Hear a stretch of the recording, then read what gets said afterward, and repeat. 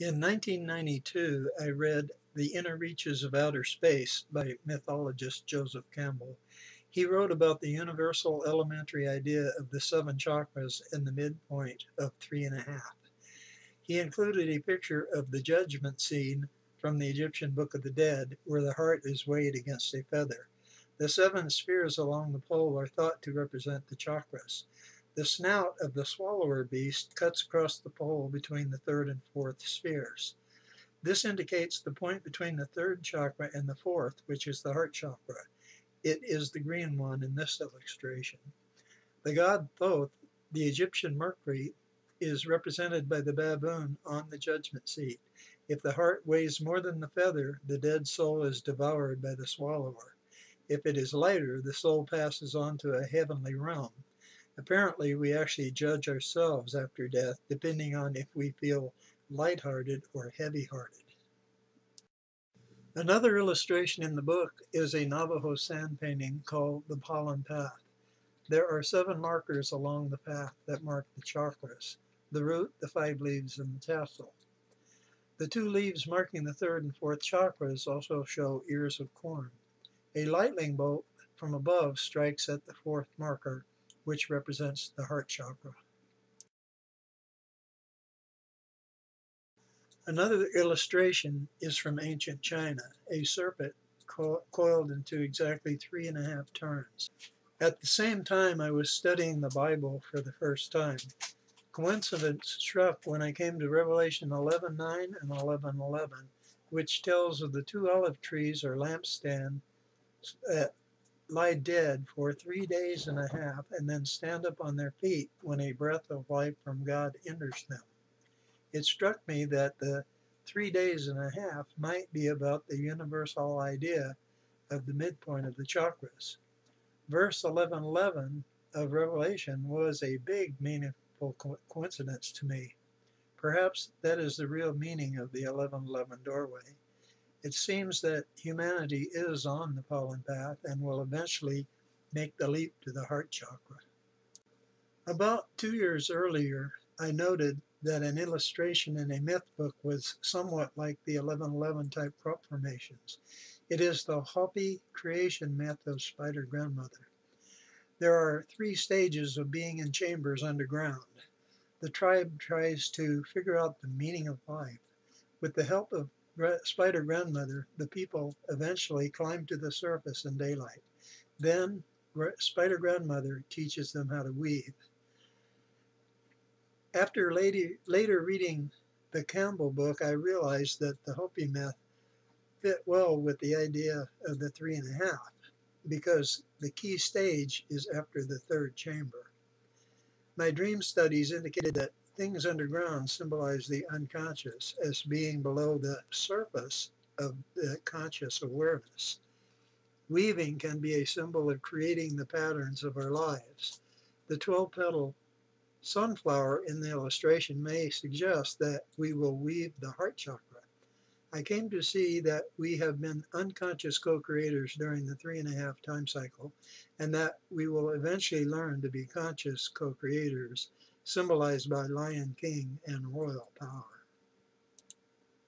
In 1991, Melissa dreamed that her sister Christy came to her holding a huge spider in her hands.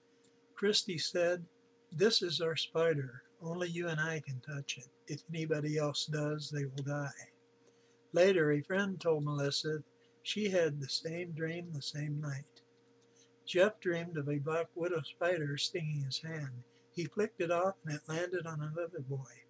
Spiders and weaving can symbolize our collectiveness or collective unconscious. They leave a thread from point to point.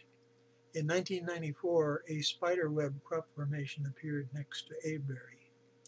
On January the 11th, 1992, Pablo had this strange dream. Krishnamurti and I keep vigil over a deceased person. He comments that after 35 years, 7 other psychological liberation follows. The housekeeper complains about her lack of money. In Campbell's book, he wrote that 35 years in the life of a man of 70 years and 10 is one of the 3.5 midpoint symbols. The two olive trees lie dead in the city for 3.5 years in Revelation 11:11. Amazingly, that was the exact date that Solera said the 11:11 doorway would open. In September 1990, I dreamed of a crop circle that was like the aperture of a camera opening. The next month, I had a dream of interlocking rings in a circle with huge entities standing in them. I drew 3 images from the dream. The first was 12 interlocking rings in a circle. I also drew a daisy flower type image. I then drew an 8-fold pattern. I suddenly realized it fit the pattern of my brass vouchers called chits.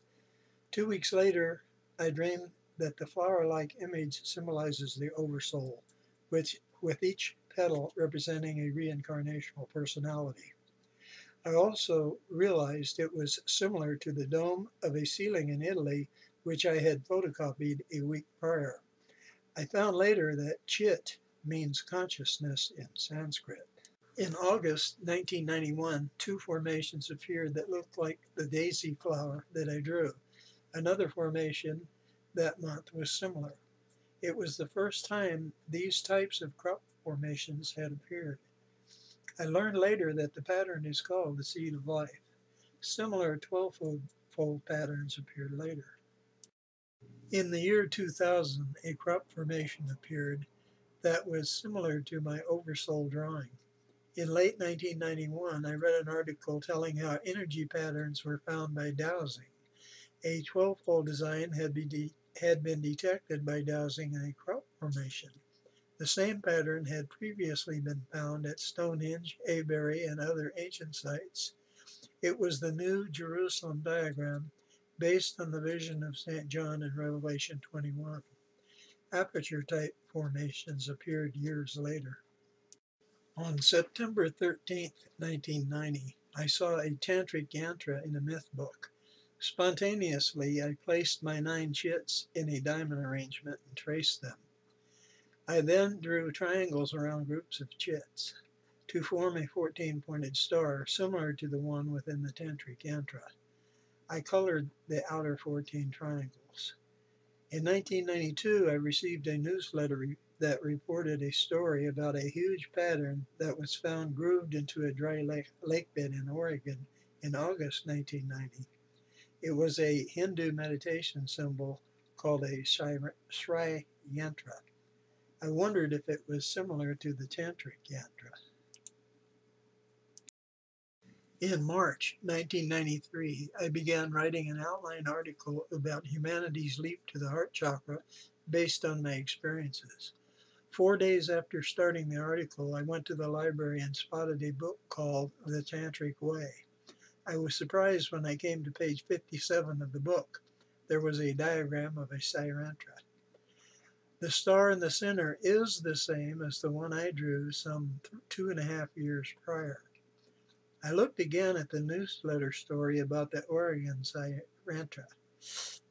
The national news story about the lakebed Sayantra came out on September the 14th, 1990. That was the day after I drew my star.